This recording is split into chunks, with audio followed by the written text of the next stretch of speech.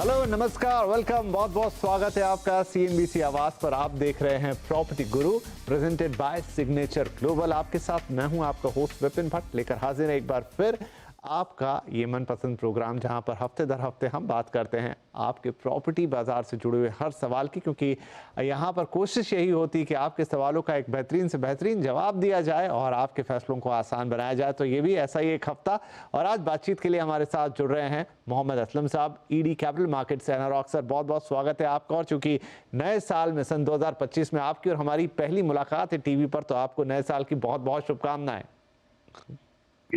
विपिन जी, और आपको और आपकी पूरी टीम को भी नए साल की बहुत बहुत शुभकामनाएं। धन्यवाद सर। तो चलिए शुरुआत भी नए साल से ही कर लेते हैं। 2024 इनफैक्ट एक बहुत बेहतरीन साल रियल एस्टेट के लिए, लेकिन 2025 के लिए आपके क्या प्रेडिक्शंस हैं?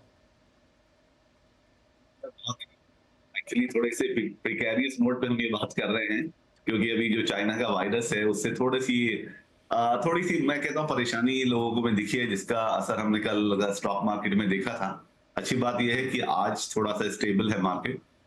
लेकिन वही है, स्टॉक मार्केट की बात मैं इसलिए कर रहा हूँ क्योंकि वो एक तरह से पैरामीटर बन गया है सेंटिमेंट्स का, कि इंडिया में अभी कैसे सेंटिमेंट्स हैं। उसको अगर एक तरफ कर दें फिलहाल के लिए, क्योंकि उसके बारे में बहुत कोई क्लैरिटी नहीं है, तो 2025 में वैसे भी सर 2024 जितना तो मुझे इतना साल नहीं मैं आपको बोल सकूंगा। ये मेरा व्यू है, एज एन एनारॉक का व्यू मैं आपको बोल सकता हूँ। क्योंकि हमने देखा कि 2024 में क्योंकि इन्वेंट्री काफी कम होती जा रही थी, उसके हिसाब से सेल्स काफी हुए, प्राइजेस काफी बढ़े। अगर आप देखेंगे तो एवरेज प्राइस टॉप 7 सिटीज में कुछ 21% बढ़ गया था, इफ यू कंपेयर विद 2023 से। बट वो सेम स्टोरी 2025 के लिए मुझे थोड़ा सा उसमें डाउट है, क्योंकि काफी लिस्टेड डेवलपर्स की जो कैटे डेवलपर्स हैं, और उसी को एक मापदंड बना के मैं ये बात बोल रहा हूँ कि उनके काफी लाइंड अप है इन ऑल द सिटीज जो आने वाले प्रोजेक्ट्स हैं। तो काफी नई इन्वेंट्री मार्केट में आ जाएगी। उसके साथ साथ अभी जो भी हम लोग एक ग्लोबल टेंशन से एक तरह से गुजर के आए हैं, या अभी भी वो पूरी तरह सेटल नहीं है विद अमेरिकन। अभी फेड के बारे में बातें चल रही हैं, क्या होने वाला है, तो वो सब जो उनकी कमेंट्री है, तो वो चलते हुए मुझे लगता है कि मार्केट थोड़ा सा 2025 का मुझे ऐसा लगता है कि थोड़ा सेंसिटिव रहेगा, थोड़ा सा कॉशियस रहेगा।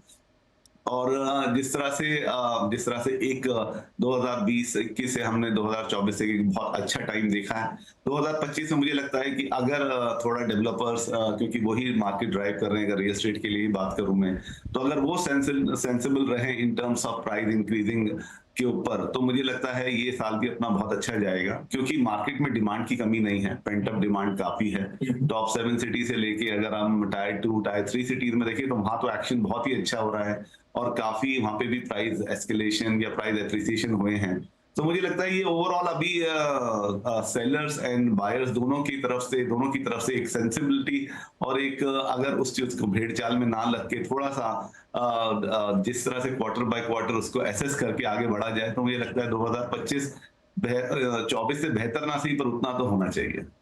चलिए, तो एक पॉजिटिव नोट है 2025 के लिए। कुछ चैलेंजेस ज़रूर हैं जो देखने को मिल रहे हैं, लेकिन उन सबको पार करते हुए उम्मीद यही है कि 2025 भी एज गुड एज 24 होगा, अगर उससे ऊपर ना जाए। असलम साहब के व्यूज़ हैं।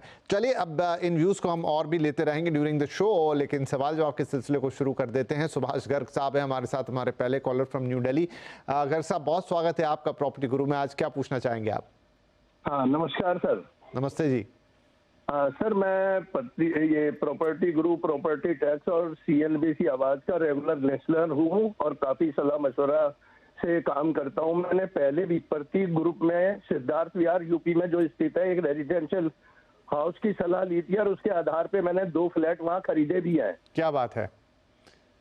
हाँ, और अब मैं सर एक रहीजा डेवलपर है जो दिल्ली डेवलपमेंट अथॉरिटी के साथ मिलके कीर्ति नगर मेट्रो स्टेशन दिल्ली के पास ही एक कमर्शियल मॉल बना रहा है, जिसमें फर्स्ट और सेकंड फ्लोर पर तो शोरूम है, थर्ड फ्लोर पर फूड कोर्ट है, फोर्थ फ्लोर पे 9 स्क्रीन का मल्टीप्लेक्स स्क्रीन बन रही है। तो वहां पर मैं थर्ड फ्लोर पर जो है 50 स्क्वायर फीट या 150 स्क्वायर फीट की शॉप जो अनलॉकेबल है, मतलब है वही किराए पर वगैरह देंगे और प्रोपोर्शनेट रेंट हमें देंगे, लेने की इच्छा है। उसका लेकिन मुझे लग रहा है कि 1 लाख रुपए स्क्वायर फीट के हिसाब से दे रहे हैं, तो मुझे कुछ ज्यादा लग रहा है। वैसे उसके साथ ही एक चीज और बता दूं सर कि 41 मंजिल का एक हाई राइज टावर बन रहा है, जिसमें उन्होंने फ्लैटों की कीमत रखी है 7 करोड़ से लेकर 40 करोड़ तक की। और इन सब का जो पोजीशन है वो 2025 के अंत में देने की बात कर रहे हैं। अब इन सब चीजों को बताते हुए मेरे को सर बताओ कि मैं इन्वेस्टमेंट करूं फ्यूचर कैपिटल एप्रिसिएशन और रेंटल इनकम के हिसाब से, क्योंकि 3rd फ्लोर फूड कोर्ट पे मैं उस कमर्शियल माल का इच्छुक हूँ। ठीक है गर्ग साहब, पहले तो आपको बहुत बहुत धन्यवाद, बहुत बहुत बधाई। आपके जैसे दर्शक जब हमें कॉल करते हैं तो अच्छा लगता है कि आप रेगुलर हमारे सारे प्रोग्राम्स देखते हैं और हमारे प्रोग्राम CNBC मेरा शेयर मार्केट में मैं काम करता हूँ। जी। और शेयर मार्केट का मैं यहाँ से काफी सलाह लेके काफी बाइंग करता हूँ। चलिए, बहुत खुशी की बात है, इसीलिए आप हमारे एक पूरे ऑलराउंडर दर्शक हैं कि आप शेयर बाजार से लेके प्रॉपर्टी टैक्स सभी शोज देखते हैं। और इनफैक्ट चूंकि हम प्रॉपर्टी के शो में बैठे हैं इस वक्त और आपने कहा कि यहाँ से ही आपने सुन के और सलाह लेके 2 प्रॉपर्टी में इन्वेस्ट किया, आई होप वो सब बढ़िया रहा होगा। और एक और सलाह आप चाहते हैं तो ज़रूर हम बहुत खुशी के साथ ये सलाह आपको देंगे। तो असलम साहब, रहेजा का द दिल्ली मॉल, और जैसा बता रहे हैं ऑलरेडी गर्ग साहब ने काफ़ी सारी स्टडी तो खुद ही की है कि एक बगल में टावर भी बन रहा है और उसमें बहुत ही हाई एंड लग्जरी फ्लैट्स आ रहे हैं। तो कुल मिला के ये वहां के फूड कोर्ट में एक शॉप लेना चाहते हैं। दाम इन्हें थोड़ा ज्यादा लगा है, लेकिन ये इन्वेस्टमेंट कैसा रह सकता है? एक्चुअली इनके जैसे ही दर्शकों से बात करने में थोड़ा सा मजा भी आता है, क्योंकि आप अगर उनका सवाल सुनेंगे तो मुझे लगता है सवाल में ही सारा जवाब है उनका, क्योंकि उन्होंने जितने भी उसमें पैरामीटर गिनाए हैं वो बिल्कुल ठीक तरीके से उन्होंने बोले हैं। और ये सारे के सारे पॉजिटिव हैं उस मॉल के। दिल्ली मॉल जो कहला रहा है रहेगा, एक बहुत ही एम्बिशियस प्रोजेक्ट है जो PPP मॉडल के अंडर में बन रहा है दिल्ली गवर्नमेंट और रहेगा डेवलपर्स के साथ। तो मुझे लगता है कि एक्चुअली आपका कहना सही है, क्योंकि अचानक अगर हम सडनली हजारों में स्क्वायर फीट की प्राइजेस सुनते थे और सडनली हम लाखों में सुनने लगे तो वो दिल सुनने के मतलब समझ में नहीं आता है कि ये सच है या क्या है। लेकिन आप देखेंगे कि गुड़गांव में रेसिडेंशियल प्राइजेस ऑलमोस्ट वहीं पे पहुंच गए हैं। आपका तो लोकेशन बहुत ही मतलब बहुत ही कमाल का लोकेशन है ये, कीर्ति नगर पटेल नगर वाला। आपके मतलब आप दिल्ली के सेंटर में हैं, जहाँ से आपका राष्ट्रपति भवन और बाकी जो बहुत ही ज्यादा चीजें हैं दिल्ली की, जो हाईलाइट्स हैं वो सब बहुत पास है। तो इसीलिए उसका प्राइजेस इस तरह से आपको लग रहा है। मैं मानता हूँ प्राइस ज्यादा है, लेकिन ये एक सच्चाई है आज की कि वहां पे इसी प्राइस में माल निकल रहा है और काफी सॉर्ट आफ्टर है। और जिस तरह से आपने बताया कि वहां पे आई थिंक दिल्ली का बिगेस्ट ये अपना PVR खुलने वाला है विद 9 स्क्रीन एंड ऑल। फिर सारा कोड, सारे शॉप्स को उन्होंने इस तरह से बनाया कि सबका फेसिंग एट्रियम की तरफ रहेगा। फिर जिस टावर की आप बात कर रहे हैं 41 फ्लोर्स का, तो उसको हर चीज को इस तरह से बनाया गया है कि फ्यूचर में वो एक डेस्टिनेशन बन जाएगा उस एरिया का। क्योंकि अगर आप देखेंगे तो उस एरिया में एक्चुअली मॉल्स आसपास इतने नहीं हैं। तो एक with in Delhi, heart of the Delhi, वो इस तरह की कोशिश है। तो मुझे लगता है ये एक अच्छा इन्वेस्टमेंट रहेगा आपका। और सबसे अच्छी बात है कि लीज भी वही करके आपको दे रहे हैं। तो वो तो मुझे पता नहीं कि आपको क्या रिटर्न्स पे आ रहा है, वो क्या प्राइस पे वो ले रहे हैं, लेकिन अगर वो लीज कर रहे हैं तो आपकी एक बहुत बड़ी टेंशन खत्म हो जाती है। और जो लोकेशन आप ले रहे हैं फूड कोर्ट के पास, वो हमेशा काम करता है, क्योंकि एक मॉल में जो फुटफॉल होता है वो सबसे ज्यादा फूड कोर्ट की तरफ बहुत होता है। और जब वो फूड कोर्ट के पास होते हैं लोग, तो एक होती है कि वो उसे कहते हैं कि सडन बाय, या उसका एक वर्ड है मैं इस टाइम भूल रहा हूँ। तो लोग चीजें लेना शुरू कर देते हैं वहां पे जब वो वेट कर रहे हैं अपने ऑर्डर का, या खाने के बाद या खाने से पहले। तो वो एक अच्छा लोकेशन माना जाता है एक मॉल के अंदर, स्ट्रेटेजिक लोकेशन होता है, और वो भी महंगा ही बिकता है। तो ओवरऑल प्राइस ज्यादा है, लेकिन ये सच्चाई है कि यही प्राइस है वहां पे।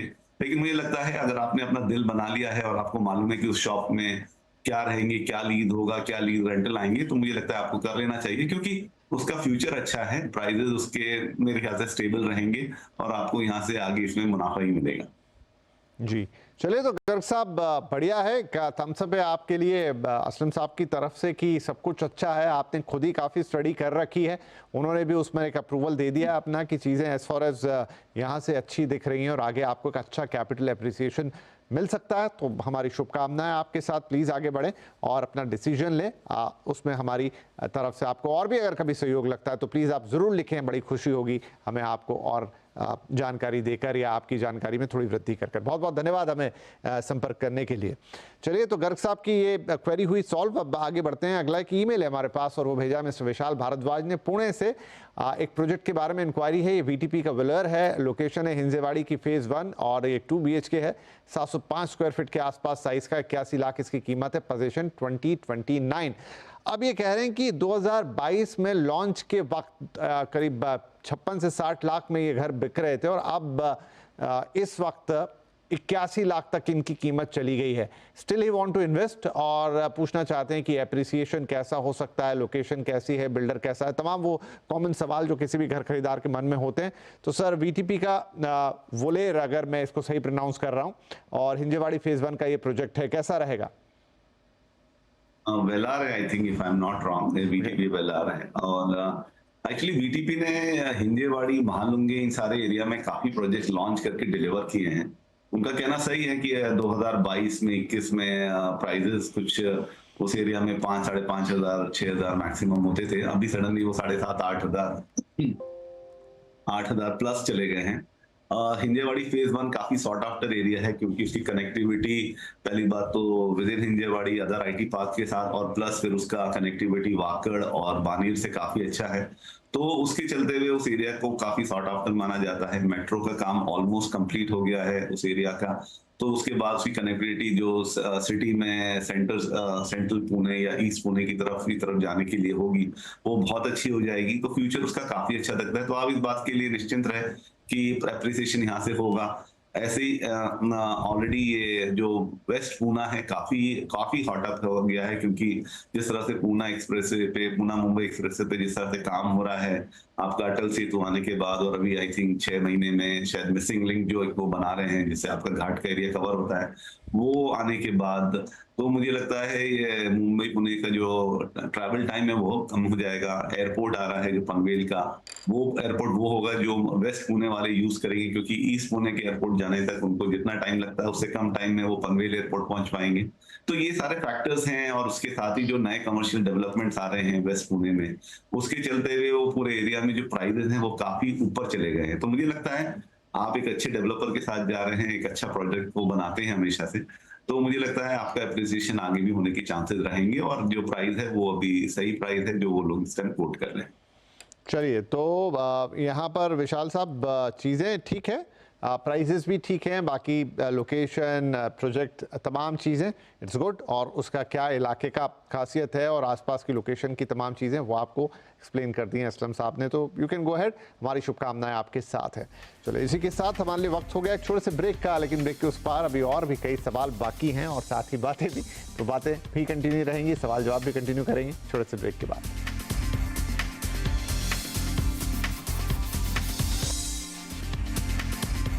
Signature. वेलकम बैक CNBC आवाज पर। आप देख रहे हैं property Guru presented by signature global. हम दे रहे हैं आपके सवालों के जवाब। रियल एस्टेट पर हो रही है खुलकर बात। मोहम्मद असलम साहब हमारे साथ आज के हमारे अतिथि बने हुए हैं जो आपके सवालों के जवाब भी दे रहे हैं। राइट, तो आगे बढ़ जाते हैं। अगले कॉलर है मिस्टर अभय बोराटकर फ्रॉम पुणे। अरे वाह अभय साहब, बहुत बहुत स्वागत है आपका। अभी हमने जस्ट पुणे की बात की और एक और सवाल पुणे से, तो चलिए मजा आएगा। बताइए क्या पूछना चाहेंगे। सर नमस्कार, मैं जानना चाहता हूं कि मैं सोच रहा हूं एक साहिल प्रॉपर्टीज, साहिल बिल्डर्स हैं, उसमें बानेर एनेक्स में आई ट्रेंड फ्यूचरा करके प्रोजेक्ट है। ओके, तो सर इसमें क्या प्रोस्पेक्ट्स रहेंगे? 1.38 करोड़ कोट कर रहे हैं वो 3 BHK के लिए। 1120 का कारपेट एरिया है। सर मैं जानना चाहता हूँ मेट्रो कनेक्टिविटी और फ्यूचर इसके क्या प्रोस्पेक्ट्स हैं, अगर प्लीज बता सके। जरूर जरूर। तो साहिल डेवलपर के आई ट्रेंड फ्यूचरा और ये महालुंगे बाणर एनेक्स जो इलाका है वहाँ पर 3 BHK के लिए कुछ 1200 स्क्वायर फीट या 1100 स्क्वायर फीट ही कहूँगा, इसे 1120 स्क्वायर फीट है। करीब 1 करोड़ 40 लाख का ये प्राइस कोट है। 2028 का पोजीशन है सर। और बस उसके बारे में जानना चाहते हैं इन्वेस्ट करने से पहले, खरीदने से पहले, और थोड़ा मेट्रो कनेक्टिविटी के बारे में भी समझना चाहते हैं। प्रोजेक्ट में आपको अच्छे डेवलपर हैं साहिल ग्रुप, काफी सालों से पूना में काम कर रहे हैं और अच्छा वेस्ट पूना में काफी डिलीवरी की है। के जो पार्टनर्स हैं वो कोहिनूर ग्रुप है, कोहिनूर ग्रुप अपने आप में एक बहुत बड़ा नाम है पूना में। आई थिंक टॉप 3 डेवलपर्स में, टॉप 5 डेवलपर्स में उनका नाम आता है।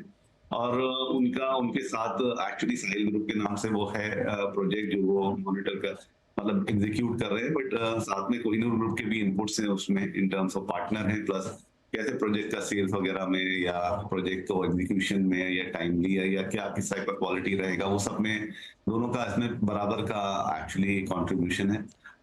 दोनों का जोड़ी काफी अच्छा है, और जिसके चलते हुए आई ट्रेंड का अगर इन्होंने खुद जाके देखा होगा कि उसके जो फर्स्ट 2 फेजेज हैं काफी अच्छी तरह बिके हैं। इनफैक्ट रिटेल और बहुत फास्ट सेल्स उनका हुआ है, और यही वजह है कि जो अभी प्राइस है थोड़ा ऑन द हायर साइड आ गया है वो प्राइस। लेकिन मैं फिर भी कहूंगा कि अभी भी प्राइस अफोर्डेबल है, क्योंकि उस एरिया में कोई डिलीवरी नहीं है। अगर आप उस एरिया में देख रहे हैं लेने के लिए, तो मुझे लगता है और कोई प्रोजेक्ट आसपास अभी आ नहीं रहा है नया, इसमें टाइम है, तो ये एक अच्छा बाय हो सकता है आपके लिए, क्योंकि फ्यूचर काफी अच्छा है इस पूरे इलाके का। जो हमने अभी इससे पहले अगर आपने सुना हम बात कर रहे थे, तो ये भी एरिया फेज 1 विंध्यवाड़ी से काफी पास है।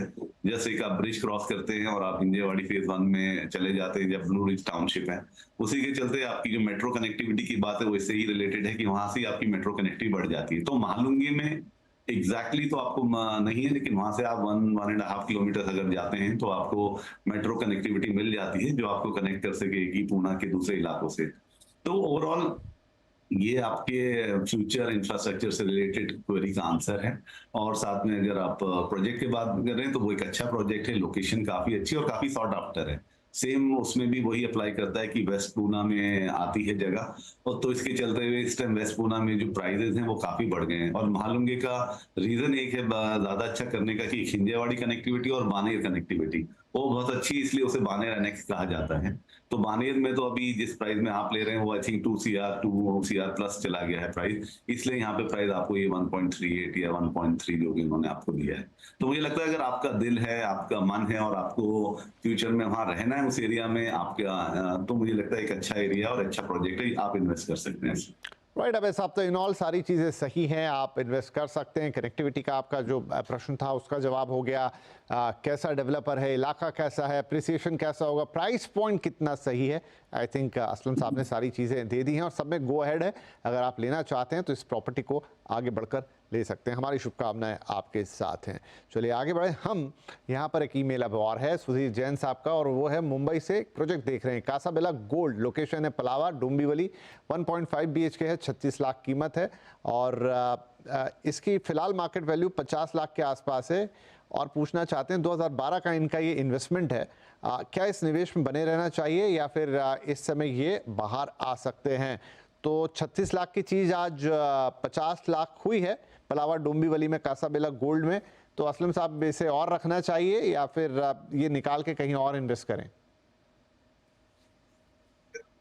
कि क्योंकि इन्होंने 2012 में ली है, 12 साल हो गए हैं, और मैंने उस प्रोजेक्ट को देखा है, तो 2012 में जो उन्होंने बनाया था वो 36 लाख 1 BHK और वो सभी BHK जो उन्होंने बनाए थे।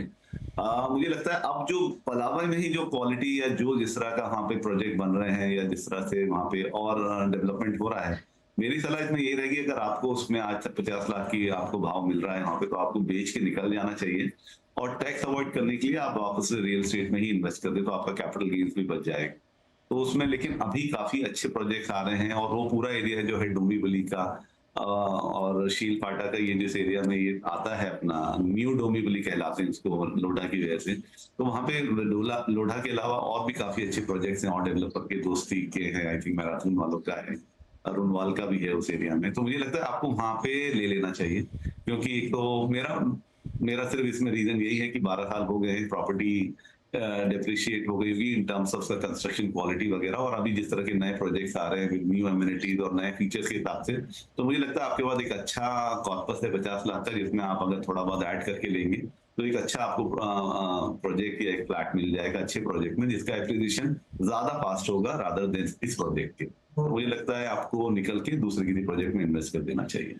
राइट, तो सुधीर साहब आप निकल सकते हैं। जो आपका मूल प्रश्न था इसमें से कि क्या मुझे बेच देना चाहिए, हाँ जी बिल्कुल, जितना प्रॉफिट है वो आप ले लीजिए और उस टैक्स के क्राइटेरिया को अवॉइड करने के लिए आप री इन्वेस्ट कर सकते हैं अपने इसी पैसे को दोबारा।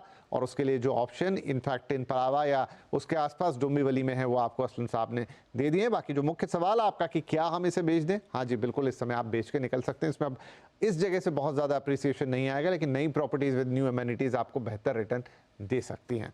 चलिए एक और ईमेल अब, लेकिन ये आया है बिल्कुल सुदूर दिल्ली से, देश की राजधानी सुमित भाटिया साहब का है और ये पूछ रहे हैं अडानी मिरेकल माइल्स, लोकेशन है गुरुग्राम, सेक्टर 63, साइज है 650 स्क्वायर फीट, कीमत 2 करोड़, पोजीशन इसका रेडी है। अब क्लिनिक शुरू करने के लिए कमर्शियल स्पेस लेना चाहते हैं, इलाके का आउटलुक और प्रोजेक्ट के बारे में जानना चाहते हैं। तो अडानी मिरेकल माइल्स के अंदर सर ये देख रहे हैं और बेसिकली इनको क्लिनिक शुरू करना है यहाँ पर, जो इनको रेडी पोजीशन में मिल भी रही है प्रॉपर्टी, तो कैसा रहेगा हिसाब किताब?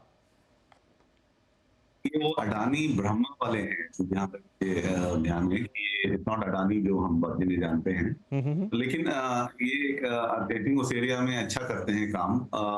और सोना रोड सेक्टर 60, सोना रोड, गोल्फ कोर्स एक्सटेंशन, ये सारे एरिया आसपास के हैं। आपको खुद का क्लिनिक डालना है तो मुझे लगता है इससे अच्छा और आपके बजट के विदिन आपको अगर वहां मिल रहा है, जो कि मैं कहूंगा कि एक अफोर्डेबल प्राइस हो गया है उस एरिया के हिसाब से, क्योंकि वहां पे इस टाइम जो प्राइसेस रेसिडेंशियल के हैं वो इतने महंगे, और अगर आपको 2 करोड़ के अंदर आपके हिसाब से आपको अपनी क्लिनिक डालने के लिए मिल रहा है, तो मुझे लगता है बिना कुछ और ज्यादा ध्यान दिए इन टर्म्स ऑफ इन्वेस्टमेंट आपको कर देना चाहिए।